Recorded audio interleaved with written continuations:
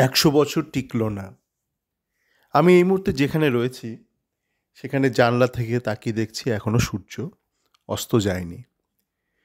কিন্তু কলকাতার বড় ম্যাচের যে ১০০ বছর আজ পূর্ণ হলো, জেনে আজকে দেখলাম নিউজ টাইমে একটা ছোট্ট একটা ভিডিও করেছে। সেটা দেখে একটু মনটা খারাপ হয়ে গেল। কেননা ১০০ বছর কি টিকলো বড় ম্যাচ? হয়তো টিকলো, হয়তো টিকলো না। তা আমি সাধারণত যে অডিওগুলো করি সেগুলো চেষ্টা করি যে কিছু যদি মানে মানুষের মধ্যে কোনো ভুল ভ্রান্তি থাকে কোনো ধারণা নিয়ে, তো সেইগুলো একটু শুধরে দেওয়ার। কেন দেখুন, ইস্টবেঙ্গল আছে, থাকবে, কিন্তু আপনি ব্যক্তি বিশেষে যদি আপনার মধ্যে উন্নতি না হয়, তা আপনি ব্যক্তি হিসেবে হারিয়ে যাবেন। তো ওই জন্য আমি চেষ্টা করি মানে ইস্টবেঙ্গল নিয়ে আলোচনা মারফত যদি একটা ব্যক্তিরও কোনোভাবে উপকার আসতে পারি। দেখুন, আমার অডিও শুনে অনেকে বলেছে, মানে তারা ইস্টবেঙ্গলের ফ্যান নয়, বলেছে আপনি মাঝে মধ্যে এই মোহনবাগান নিয়ে একটুখানি কটাক্ষ করেন, কিন্তু আপনার অডিও তবু শুনি। তো মোহনবাগান নিয়ে আলোচনাটা আমি সাধারণত করতে চাই না, কিন্তু একটা বিষয় বারবার মানে একটা কী বলবো, একটা সমস্যা করে। যখনই দেখি কিছুদিন বাদে বাদে একটা রেটরিক, একটা মানে মানুষের একটা প্রশ্ন অনেকবার করতে থাকে যে 80%, 77% এইসব নিয়ে বলতে থাকে মানুষ, মার্জার এইসব বিষয় নিয়ে বলতে থাকে। তো আমি মার্জার এই বিষয় নিয়ে তো অনেকে অনেক কিছু জানে। আমি একদম টেকনিক্যাল ব্যাপারে যেতে চাইছি না, একদম লিগ্যাল ব্যাপারে যেতে চাইছি না।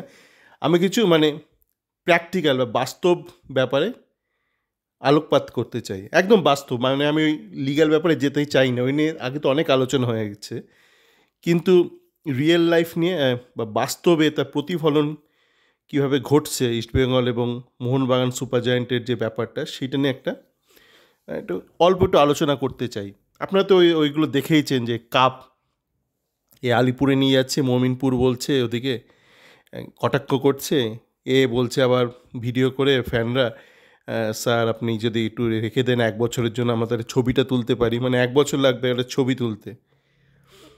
তো ওই এখন চলছে, এখন ইস্টবেঙ্গল ফ্যান গ্রুপে দেখছিলাম, মানে ইস্টবেঙ্গল কিছু ফ্যান গ্রুপ আছে, সেখানে কিছু মোহনবাগান ফ্যান এসে ওইসব করছে, গোয়েঙ্কা স্যার ফোয়েঙ্কা স্যার বলে।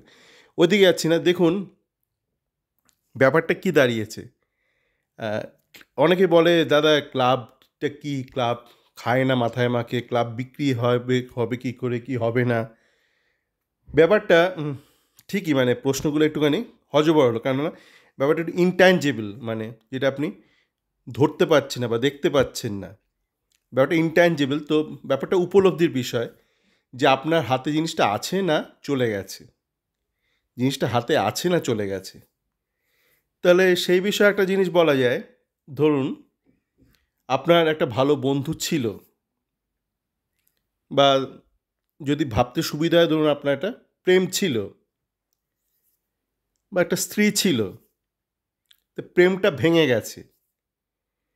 তো প্রেমটা ভাঙার আগে পর্যন্ত আপনার সাথে আপনার প্রেমিকা বা আপনার যে ভালো বন্ধু, ধরলাম সবার তো জীবনে প্রেম আসে না, ধরলাম আপনার যে ভালো বন্ধু, যদি আপনি পুরুষ হন তো পুরুষ বন্ধু, আপনি যদি মহিলা হন তো আপনার মহিলা বন্ধু, তার সাথে কি আপনার ওই দড়ি বাঁধাবাঁধি ছিল? কিছু ছিল না। কিন্তু কি ওই রাত বিরেতে আপনি আপনার বন্ধুকে ফোন করতে পারতেন, আপনার বন্ধু আপনাকে ফোন করতে পারতো। কিন্তু আবার কী একটা ঘটনা ঘটলো না, কোনো চুক্তি চুক্তি ভাঙা ঠাঙা হয় না বন্ধুদের মধ্যে বা প্রেমে, কিছু একটা ঘটে গেল। তারপর থেকে আপনি হয়তো আপনার ওই বান্ধবী বা আপনার ওই বন্ধুর সাথে দেখা করলে তো মুচকি হাসেন, কিন্তু ওই ফ্রিনেসটা নেই, মানে যে আপনি যখন ইচ্ছা তাকে ফোন করতে পারেন। একটা সংকোচ রয়েছে, একটা দ্বিধা রয়েছে।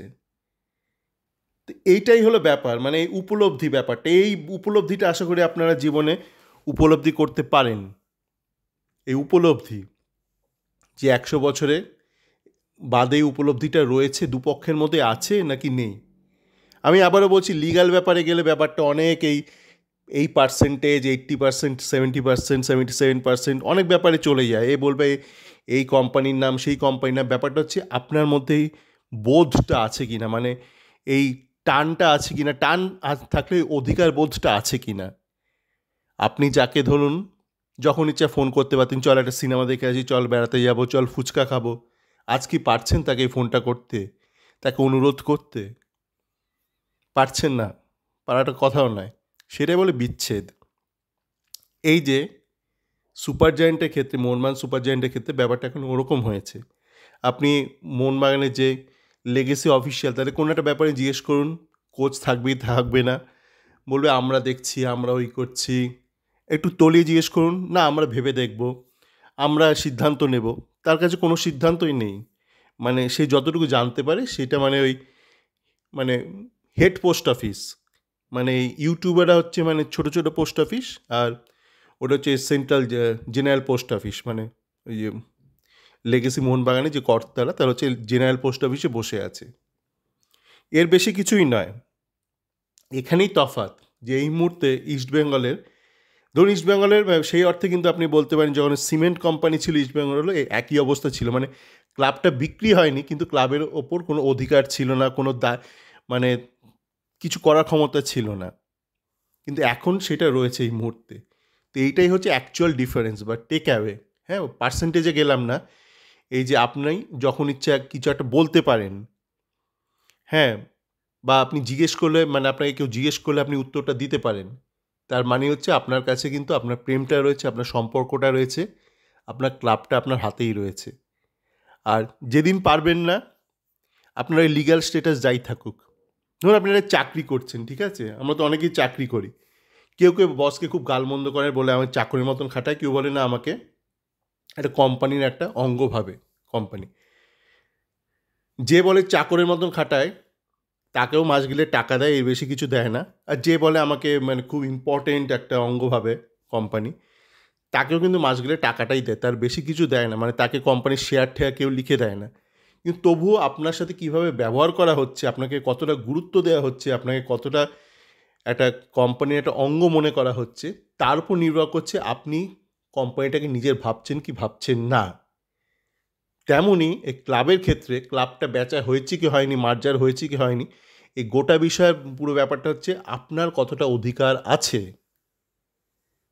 সেটা হলো আসল কথা।